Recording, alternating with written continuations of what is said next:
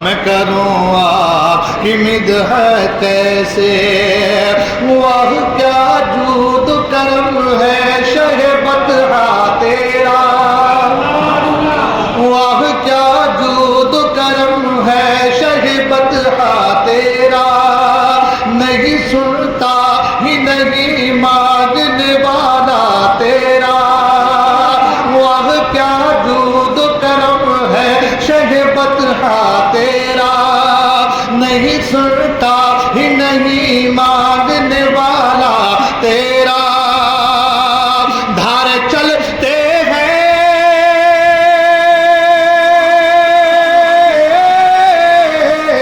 دھارے چلتے ہیں عطا کے وہ ہے قطرہ تیرا، دھارے چلتے ہیں عطا کے وہ ہے قطرہ تیرا، تارے کھلتے ہیں سخا کے وہ ہے ذرہ تیرا، میرے آقا میں کروں آپ کی مدحت، میرے آقا میں کروں آپ کی، توجہ آپ دیجیے، میرے آقا میں کروں آپ کی مدحت کیسے، اغنیاء پلتے ہیں در سے وہ ہے باڑا تیرا، کلام رضا کی بات تو یہ ہے کہ سمجھ میں آئے یا نہ آئے پھر بھی آدمی مچل جاتا ہے، دیوانے مچل جاتے ہیں، کہے سبحان اللہ، پڑھیں میرے ساتھ، میرے آقا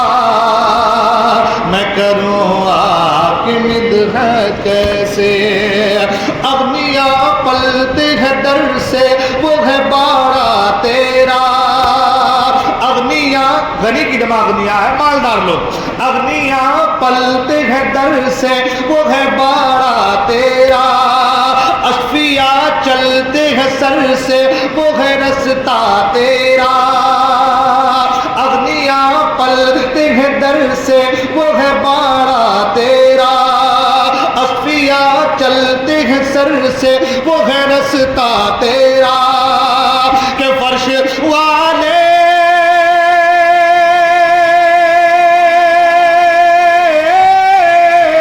فرش والے تیری شوکت کا علو کیا جانے، فرش والے تیری شوکت کا علو کیا جانے، خوشنما عرش پہ اڑتا ہے فریرا تیرا، میرے آقا میں کروں آپ کی مدحت کیسے، میرے آقا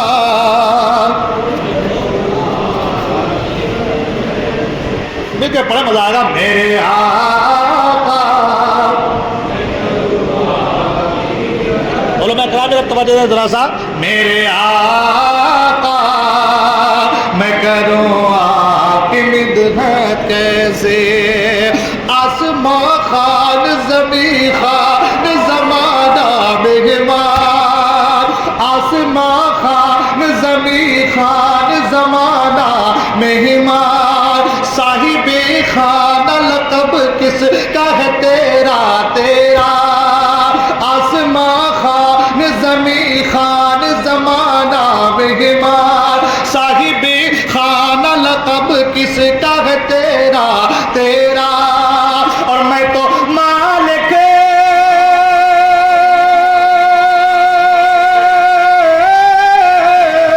میں تو مالک ہی کہوں گا کہ وہ مالک کے حبیب، میں تو مالک ہی کہوں گا کہ وہ مالک کے حبیب، میں تو مالک ہی کہوں گا کہ وہ مالک کے حبیب، میں تو مالک ہی کہوں گا کہ وہ مالک کے حبیب، یعنی محبوب محب میں نہیں میرا تیرا، میرے آقا میں کروں آپ، میرے آقا میں کروں آپ، میرے آقا میں کروں آپ کی مدحت کیسے، تیرے ٹکڑوں پہ پلے غیر کی ٹھوکر پہ نہ ڈال،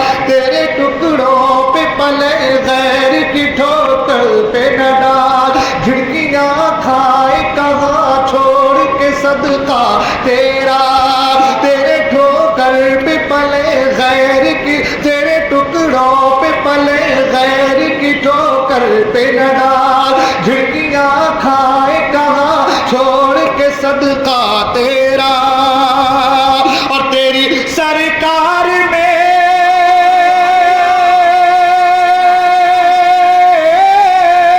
تیری سرکار میں لاتا ہے رضا اس کو شفیع تیری سرکار میں لاتا ہے رضا اس کو شفیع جو میرا غوث ہے اور لاڈلا بیٹا تیرا میرے آقا میں کروں آپ میرے آقا حاجیوں آؤ شہر شاہ کا روضہ دیکھو حاجیوں آؤ شہر شاہ کا روضہ دیکھو کعبہ تو دیکھ چکے کعبے کا کعبہ دیکھو کعبہ تو دیکھ چکے کعبے کا کعبہ دیکھو اور غور سے سنی تو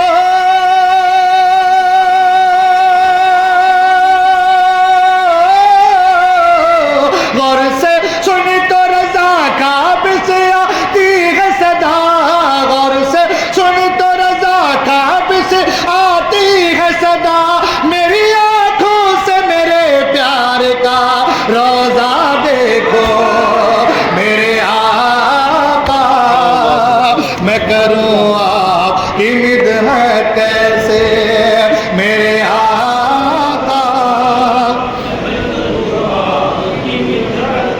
میرے آقا میں کروں آپ کی مدح کیسے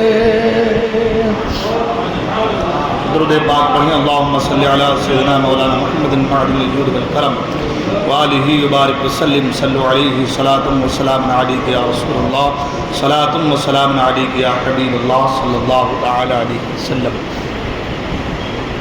اعلیٰ حضرت عظیم البرکت مجدد دین و ملت الشاہ امام احمد رضا خان فاضل بریلوی علیہ رحمت و رضوان ارشاد فرماتے ہیں کہ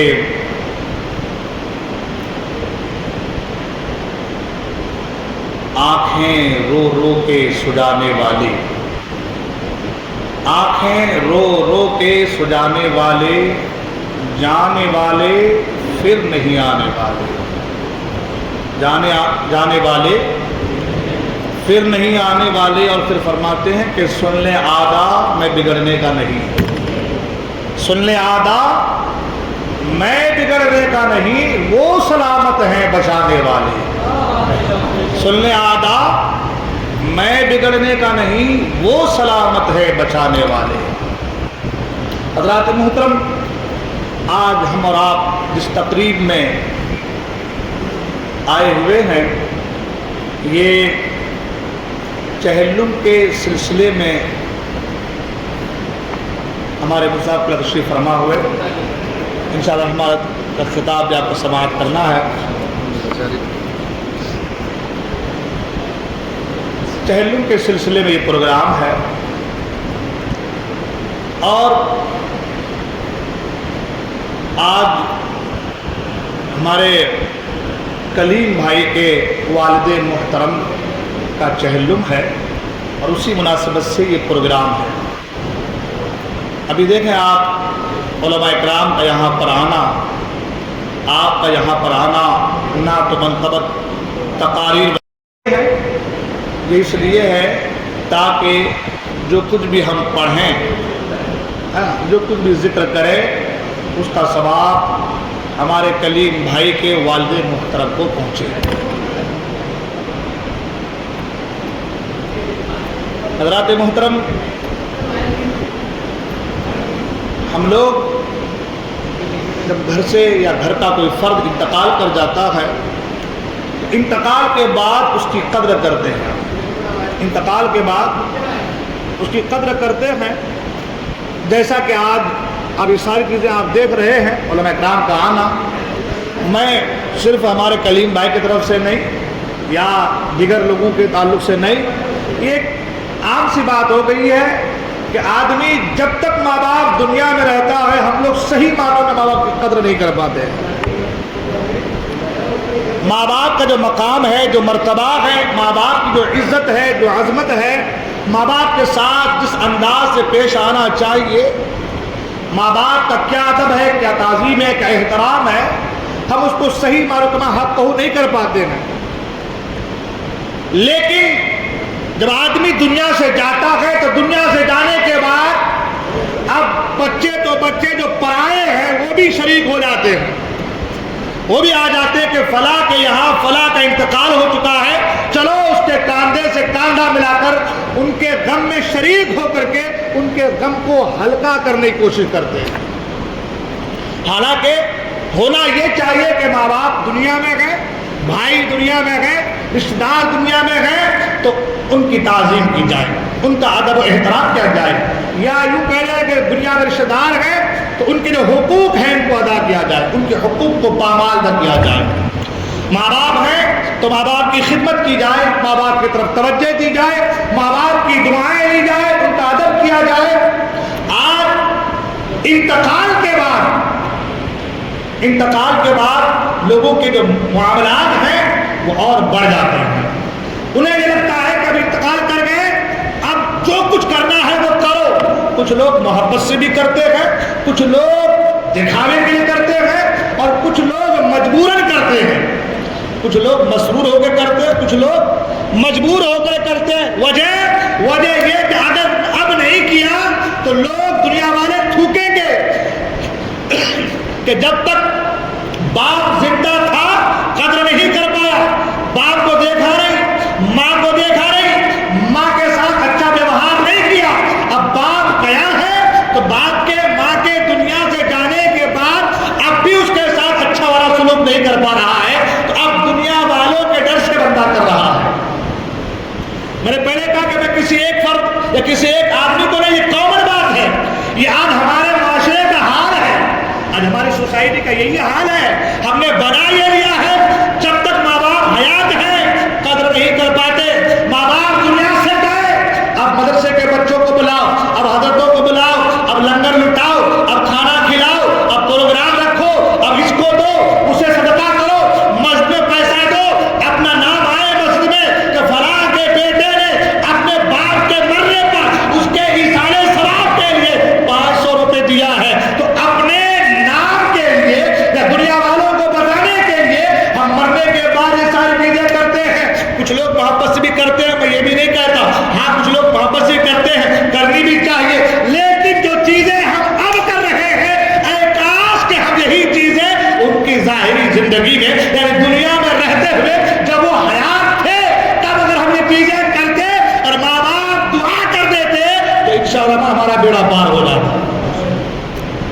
اعلیٰ سرکار فرماتے ہیں آنکھیں رو رو کے سجانے والے، اے رونے والے، بلک بلک کر رونے والے، آنکھیں رو رو کے سجانے والے، جو گیا ہے وہ واپس نہیں آئے گا. جو گیا ہے اب وہ واپس آنے والا نہیں ہے. ہمارے کلیم بھائی کے والد کا انتقال ہو گیا، گئے، اب آنے والے نہیں ہیں. جن کے ماں باپ زندہ ہیں ابھی سے سوچ لو کہ ہمیں اپنے ماں باپ کی قدر کرنی ہے. ہاں اب جو گیا ہے وہ واپس نہیں آ سکتا، اب وہ واپس نہیں آئے گا. تو جو ہیں ان کی قدر کر لی جائے، جو ہے ان کی قدر کر لیا. ماں ہے تو ماں کی قدر کرو، باپ ہے تو باپ کی قدر کرو، رشتہ دار ہیں، بھائی ہیں، جو بھی ہیں ان کے ساتھ اچھا ویوہار کرو، ان کے ساتھ اچھے معاملات کرو، حسن سلوک کے ساتھ پیش آؤ. جن کے جو حقوق ہیں انہیں حقوق کو ادا کرنے کی کوشش کرو. اگر آپ نے جیتے جی یہ ساری چیزیں کر لی اور ان کی زبان سے آپ نے دعا کیا، کلمات نکل گئے، تو انشاءاللہ رحمان یوں سمجھ لیں کہ دین و دنیا کی بھلائی آپ کو حاصل ہوگی، ہے نا. تو عرض یہ کر رہا تھا کہ ماں باپ اگر حیات ہیں تو ماں باپ کی قدر کی جائے، ان سے محبت کی جائے. اب رہی بات یہ محفل، کیونکہ ایصال ثواب کی محفل ہے، چائلڈ کی محفل ہے، تو انشاءاللہ میرے بعد استاد کچھ باتیں بیان کریں گے. 2-4 بات آپ سماعت کر لیں. وہ یہ کہ آج معاشرے میں ایک بات ایسی آپ کے ڈر کا ماحول ہے. آدمی سوچتا ہے کہ بھائی مرنا ہے، دنیا سے جانا ہے، اور اس ڈر اور اس خوف نے آدمی کا جینا دوہر کر دیا ہے۔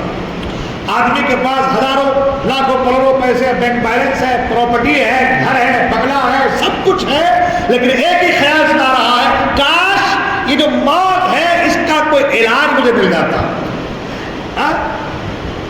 کاش اس کا کوئی علاج اگر مجھے مل جاتا تو حال یہ کہ آدمی وقت کا بڑا بوجھ بن جاتا ہے، مجھے مرنا نہیں ہوتا، لیکن اسے پتا ہے کہ ہر ایک کو دنیا سے جانا ہے، ہر ایک کو موت کا مزہ چکھنا، ہر ایک کو جانا ہے۔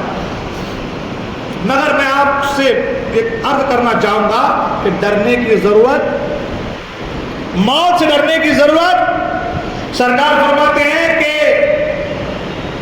موت مومن کے لیے تحفہ ہے، موت مومن کے لیے تحفہ ہے۔ تو اگر آپ کا ایمان مضبوط ہے، کامل ایمان والے ہیں، یا اگر ایمان میں کچھ کمی بیشی بھی ہے تو آج سے ہی توبہ کر لیجئے، صدق دل سے اعمال کو بہتر بنائیے، اچھے عمل کیجئے، عقیدہ مضبوط رکھیے، رب کی ذات پر بھروسہ رکھیے، اللہ نے چاہا تو بیڑا پار ہوگا، ہے نا؟ تو موت کیا ہے مومن کے لیے؟ موت مومن کا تحفہ ہے۔ ایک حدیث پاک میں آیا ہے کہ اللہ تبارک و تعالیٰ جب کسی بندے کی روح کو قبض کرنے کا ارادہ فرماتا ہے تو ملک الموت کو بھیجتا ہے، ملک الموت جاتا ہے اور جانے کا اس کے منہ کے پاس کھڑا ہو جاتا ہے اور اس کے منہ کے ذریعے سے اس کی روح کو نکالنا چاہتا ہے، لیکن جیسے قریب پہنچتا ہے تو اس کے منہ سے رب کی ذکر کی صدائیں بلند ہوتی ہیں، رب کے ذکر کی، یعنی رب کے ذکر سے زبان تر ہے۔ اب جا کر منہ کے پاس کھڑا ہو گئے، حضرت پر کھڑے ہو گئے تو سوچ رہے ہیں کہ اس کی روح نکالیں کیسے، روح قبض کریں کیسے، اس لیے کہ روح نکالنا ہے مگر زبان ذکر الہی سے تر ہے، اللہ کے ذکر سے زبان تر ہے۔ آواز آتی ہے کہ تم اس کی روح کو اس کے منہ سے نہیں نکال سکتے، اس لیے کہ اس کے منہ میں جو ذکر ہے وہ خدائے وحدہ لا شریک کا ذکر ہے۔ ملک الموت واپس جاتے رب کی بارگاہ میں، پروردگار عالم تیرے فلاں بندے کی روح قبض کرنی ہے، جب اس کے قریب پہنچا تو اس کی زبان پر تیرا ذکر تھا، کیا کیا جائے؟ اللہ نے فرمایا کہ اے ملک الموت جاؤ اور دوسرے راستے، کسی اور راستے سے اس کی روح کو نکالو۔ ملک الموت پھر قریب آتے ہیں، اس کے ہاتھ کی طرف سے روح کو نکالنا چاہتے ہیں، آواز آتی ہے یہ ہاتھ یتیموں پر دست شفقت جسے پھیرا جا رہا تھا، یہ ہاتھ نیک کام کی طرف، اچھے کام کی طرف، قرآن مجید کے چھونے کے لیے، دعائیں کرنے کے لیے یہ ہاتھ بلند ہوئے ہیں، یہ ہاتھ اللہ تبارک و تعالیٰ کے جاری کردہ احکام اور اللہ تبارک و تعالیٰ کے حکم کی اطاعت میں ہے۔ اللہ اکبر، جب یہ دیکھتے ہیں تو ملک الموت خاموش ہو جاتے ہیں، پاؤں کی طرف آتے ہیں، پھر یہی آواز آتی ہے یہاں تک کہ کان کی طرف، ناک کی طرف، ہر ایک جگہ سے جب یہی چیزیں، یہی آواز آتی ہے تو ملک الموت واپس رب کی بارگاہ میں جاتے ہیں۔ پروردگار عالم دیگر چیزوں کو دیکھا، ہر جگہ پر تیرے احکام، تیری اطاعت، تیری پیروی ہے، ہاتھ کو دیکھا، پاؤں کو دیکھا، زبان کو دیکھا، کان کو دیکھا، آنکھوں کو دیکھا، زبان کو دیکھا، ہر جگہ پر تیری اطاعت ہے، تیرا ذکر ہے، کیا کروں؟ اللہ تبارک و تعالیٰ فرمائے گا کہ اے ملک الموت ایک کام کرو، اپنے ہاتھ پر میرا نام لکھ لو، اپنے ہاتھ پر میرا نام لکھ لو اور اس ہاتھ کو، اپنے ہاتھ کو اس بندے کے قریب کرو۔ جب ملک الموت اپنے ہاتھ پر خدائے وحدہ لا شریک کا نام لکھتے ہیں اور بندے کے قریب کرتے ہیں تو اللہ تبارک و تعالیٰ کی محبت، اللہ تبارک و تعالیٰ کی محبت، وہ محبت جو پہلے سے ان کے دل میں ہے، ان کی زبان میں ہے، ان کے ہاتھ، ان کے پاؤں، ان کے کان، ان کی ناک، ان کی آنکھ، ہر چیزیں ذکر الہی اور اطاعت الہی سے لبریز ہے۔ اب جب اللہ کا نام قریب آتا ہے تو فوراً وہ روح نکل کر کے، منہ کی طرف نکل کر کے جو ہے پرواز کر جاتی ہے۔ اللہ اکبر، یہاں پر ٹھہر کر ایک بات معلوم یہ ہوا کہ روحیں اللہ کی محبت اور اللہ کے لقاء کا مشتاق ہے۔ اللہ اکبر، اور اللہ کے نام کی برکت دیکھیں، اللہ کے نام سے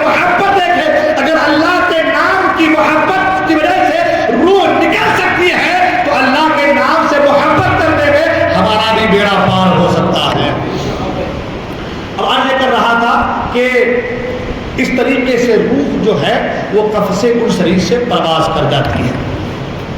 ایک بزرگ کا قول ہے، وہ فرماتے ہیں کہ ایک بار مجھے خیال آیا کہ سرکار کی ایک حدیث ہے کہ سرکار نے فرمایا کہ مومن کی روح ایسے نکل جاتی ہے جیسے کہ آٹے سے بال، جیسے کہ آٹے سے بال کو نکال دیا جائے آسانی کے ساتھ بال نکل جاتا ہے، اسی طریقے سے مومن کی روح آسانی کے ساتھ اس کے جسم سے نکل جاتی ہے۔ بزرگ کو خیال آیا کہ اس حدیث کی تائید میں اگر قرآن کی کوئی آیت مل جائے تو بہت بہتر ہو جائے۔ آپ نے قرآن مجید کو کھولا، پڑھنا شروع کیا، قرآن مجید کو پڑھا، مگر کوئی ایسی آیت جو ہے نظر سے نہیں گزری۔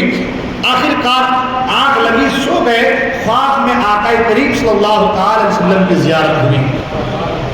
جب سرکار اقدس صلی اللہ علیہ وسلم کی زیارت ہوئی تو یہ بزرگ سرکار کی بات میں عرض کرتے یا رسول اللہ صلی اللہ علیہ وسلم آپ کے حدیث کو میں نے پڑھا، میں نے سنا، سوچا کہ اس حدیث کی تائید میں اگر کوئی قرآن کے آیت مل جائے، اس لیے کہ قرآن اللہ نے فرمایا ولا عقب ولا یابس الا فی کتاب مبین، جو کچھ خشکی میں ہے، جو کچھ طری میں ہے، اس کا روشن بیان قرآن میں موجود ہے۔ تو یا رسول اللہ صلی اللہ علیہ وسلم اگر اس کی تائید میں قرآن کی کوئی آیت مل جائے تو بہت بہتر ہو جائے۔ اللہ کے رسول صلی اللہ علیہ وسلم نے فرمایا کہ کام کرو، سورہ یوسف کو تلاش کرو، سورہ یوسف کی تلاوت کرو۔ خواب سے بیدار ہوئے، سورہ یوسف کو نکالا اور بغور سورہ یوسف کی، اس لیے کہ پہلے تلاوت کر چکے تھے، اب سرکار کا حکم تھا، اب بغور تلاوت کرنے لگے۔ جب غور سے تلاوت کیا تو سورہ یوسف کی ایک آیت ہے جسے فرمایا گیا وَقَالَتْ تَخْرُجُ عَلَيْهِنَّ فَلَمَّا رَأَيْنَهُ أَكْبَرْنَهُ وَقَطَّعْنَ أَيْدِيَهُنَّ وَقُلْنَ حَاشَ لِلَّهِ مَا هَذَا بَشَرًا۔ یہ آیت کریمہ پر نظر پڑی، جب آیت کریمہ پر نظر پڑی تو ذہن فوراً اس واقعہ کی طرف کہ جب جناب زلیخا کو مصر کی عورتوں نے تانا دیا تھا، مصر کی عورتوں نے کہا تھا اے زلیخا یہ کیا کرتی ہے، ایک غلام پر فریفتہ ہو گئی ہے، کیا بات ہے، آخر اس غلام کے اندر، آخر اس شخص کے اندر ایسی کیا بات ہے کہ تو ملکہ ہو کر کے اس غلام پر فریفتہ ہو گئی، آخر بات کیا ہے؟ تو حضرت زلیخا نے کہا تھا اس کا جواب میں تمہیں دوں گی، لیکن سنو تمہارے ہاتھ میں ایک چاقو دے رہی ہوں اور ایک نیبو دے رہی ہوں، میں حضرت یوسف کو تمہارے سامنے سے گزاروں گی، جب وہ گزریں گے اسی وقت میں اپنے ہاتھ میں جو چاقو ہے اس چاقو سے نیبو کو کاٹنا ہوگا۔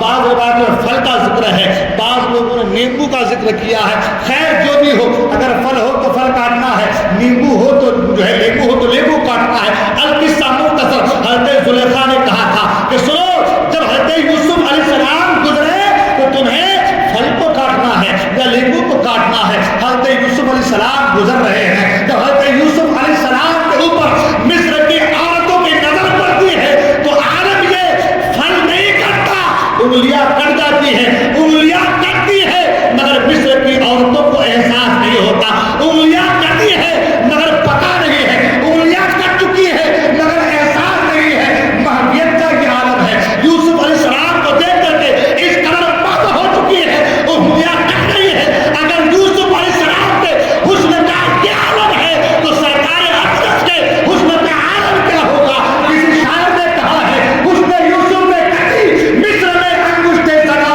سر کٹاتے ہیں تیرے نام پہ مردان عرب۔ اللہ اکبر۔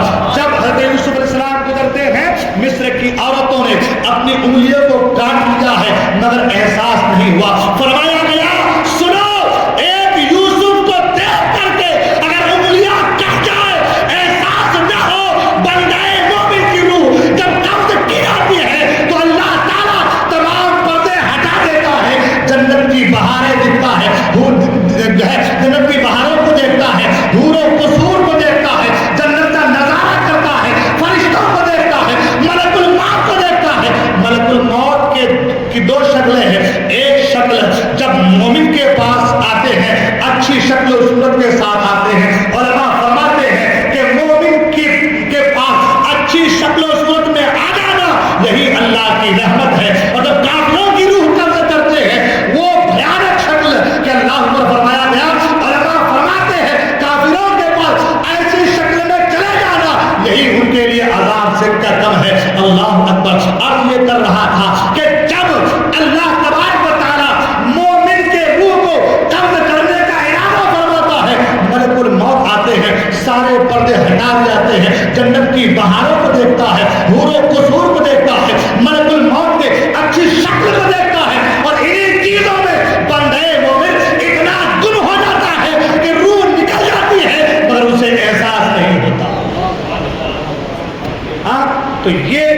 یہ جو معاملہ ہے جو میں نے پہلے کہا کہ موت سے ڈرنا، موت تو مومن کے لیے تحفہ ہے، موت تو مومن کے لیے تحفہ ہے، تو ڈرنے کی ضرورت نہیں۔ ہاں اپنے اعمال کو بہتر بنانے کی ضرورت ہے، اپنے عقیدے کو مضبوط کرنے کی ضرورت ہے، اپنے اعمال کا محاسبہ کرنے کی ضرورت ہے، اپنے آپ کا جائزہ لینے کی ضرورت ہے۔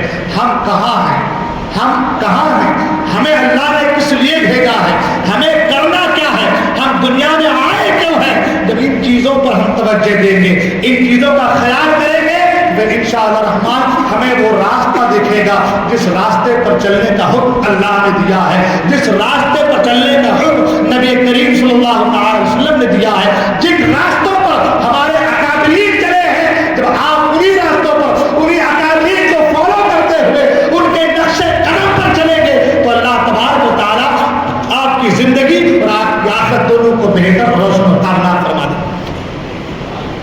حضرات تو آج یہ کر رہا تھا کہ موت سے ڈرنے کی ضرورت، موت سے گھبرانے کی ضرورت، کرنا کیا ہے، اعمال کو بہتر بنانا ہے۔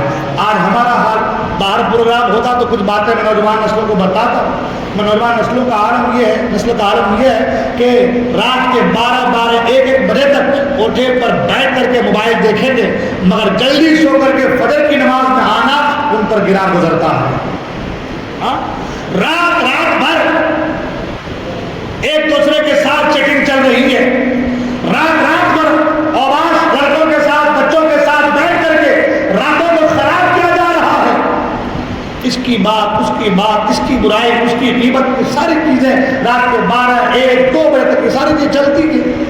مجھے بتائیے جب بچہ رات کے 12-1-2 بجے تک جب وہ جاگے گا تو فجر کی نماز میں آنکھ کیسے کھلے گی؟ اور جب فجر کی نماز میں آنکھ نہیں کھلے گی تو مجھے ایک بات بتائیے کہ پھر اس کے دن کی جو شروعات ہو رہی ہے وہی تو بہتر نہیں ہو رہی، شروعات ہی اچھی نہیں ہے۔ جب شروعات اچھی نہیں تو دن اچھے سے کیسے گزرے گا؟ ہاں جلدی سو کر کے اگر صبح کو اٹھے، فجر کی نماز پڑھے، قرآن کی تلاوت کرے، رب کی بارگاہ میں دعا کرے، اب رزق حلال کی تلاش میں گھر سے نکلے تو انشاءاللہ الرحمن دن بھی اچھا جائے گا اور اللہ تعالیٰ رزق کی فراوانی بھی عطا فرمائے۔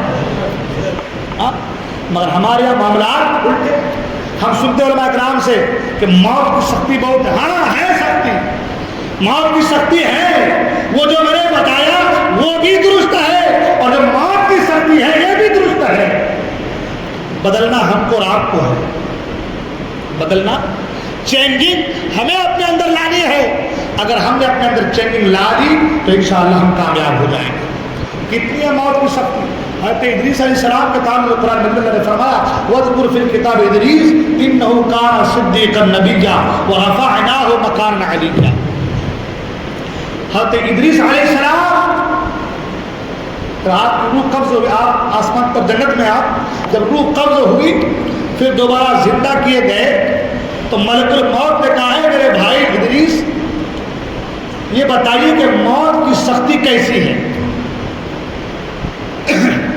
ادریس علیہ السلام نبی ہیں، اللہ کے مقدس نبی ہیں، روح نکلی، دوبارہ اللہ نے زندہ فرمایا۔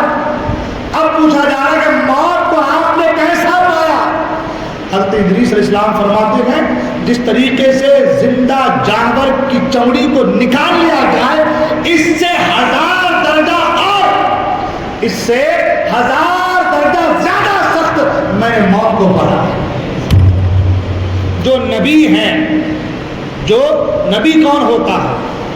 جو اللہ کا چنا ہوا ہو، جو برگزیدہ ہو۔ وہ کہہ رہے ہیں کہ زندہ جانور کی چمڑی کو نکال لیا جائے۔ ہمارے جانور کو ذبح کرتے ہیں تو چمڑی کو زندہ ہی میں نکال لیتے ہیں یا ذبح ہونے سے پہلے نکال لیتے ہیں یا ذبح کرنے کے بعد نکالتے ہیں؟ ظاہر سی بات، ذبح کرنے کے بعد ٹھنڈا ہو جائے اس کے بعد، اس لیے کہ زندہ جانور کی چمڑی نہیں نکال سکتے، شدت تکلیف ہے۔ مگر مثال دی، فرمایا کہ دیکھو جس طریقے سے زندہ جانور کی چمڑی کو ادھیڑ لو، اسے نکال لو، جو تکلیف اس جانور کو ہوتی ہے اس سے 1000 درجہ اللہ روح کے نکلنے کا.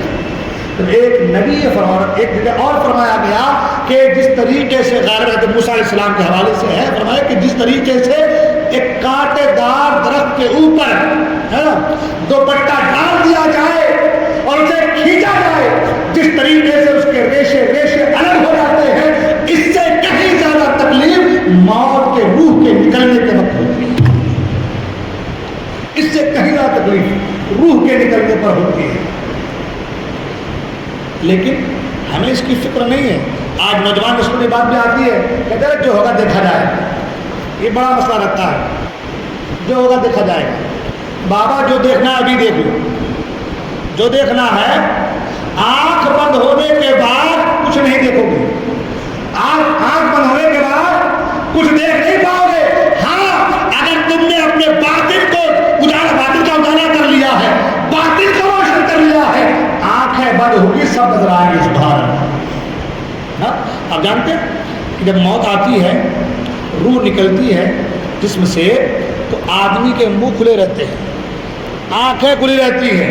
علماء فرماتے ہیں کہ جب روح نکل جائے تو سب آنکھوں کو بند کرنا چاہیے. منہ کھلے ہیں تو منہ کو بند کرنا چاہیے. کیوں معلوم؟ جب روح نکلتی ہے نا، جب روح کو کھینچا جاتا ہے تو گھٹنوں پر آ کر کے روح کو روک جاتا ہے، آرام کرنے دو. کمر پر آ کر کے، گلے میں آ کر کے،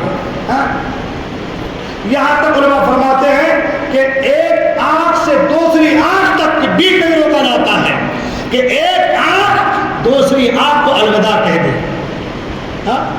ایک آنکھ دوسری آنکھ کو سلامتی، قیامت تک کے لیے تم پر سلامتی ہو. ایک آنکھ دوسری آنکھ سے کہتی ہے، ایک کان دوسرے کان سے کہتے ہیں. جسم کے ہر اعضاء ایک دوسرے کو الوداع کہتے ہیں. اس طریقے سے روح نکل جاتی ہے. اللہ. اور جب روح منہ سے نکلتی ہے تو آنکھیں روح کو دیکھتی رہتی ہیں، اس لیے آنکھیں کھلی کی کھلی رہ جاتی ہیں. روح جب نکلتی ہے تو منہ کھلا کا کھلا رہ جاتا ہے. اب لوگ کے نوجوان کہہ رہے جو ہوگا دیکھا جائے گا، جو ہوگا دیکھ لیں گے. کیا دیکھو گے؟ ادریس علیہ السلام کے بارے سنے، موسیٰ علیہ السلام کے بارے میں سنے ہو، ہمارے اکابرین کے بارے میں سنے ہو. خود آقا کریم صلی اللہ علیہ وسلم جب آخرت کا تذکرہ کرتے، موت کا تذکرہ کرتے، تو سرکار کی آنکھوں سے آنسو جمع ہو جاتے. جس نبی کا ہم کلمہ پڑھتے ہیں وہ آخرت کی فکر کریں، اپنے گنہگار امت کی فکر کریں، اور یہ گنہگار امت یہ کہے جو ہوگا دیکھا جائے گا.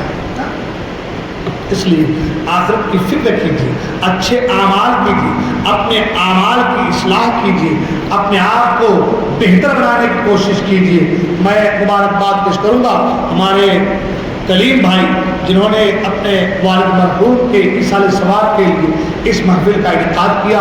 خدائے قدر جبار کی بارگاہ میں دعا ہے کہ اللہ تبارک و تعالیٰ ان کے والد کی بار بار مغفرت فرمائے اور ان کے درجات کو بلند فرمائے، ان کے تمام گناہ صغائر و کبائر کو معاف فرمائے، ہم تمام کو دارین کی سعادتوں سے مالا مال فرمائے. بولنے میں کسی قسم کی غلطی ہوئی ہو میں توبہ کرتا ہوں، استغفر اللہ ربی من کل ذنب واتوب الیہ. لا الہ الا اللہ محمد رسول اللہ صلی اللہ علیہ وسلم. السلام علیکم و رحمۃ اللہ تعالی وبرکاتہ.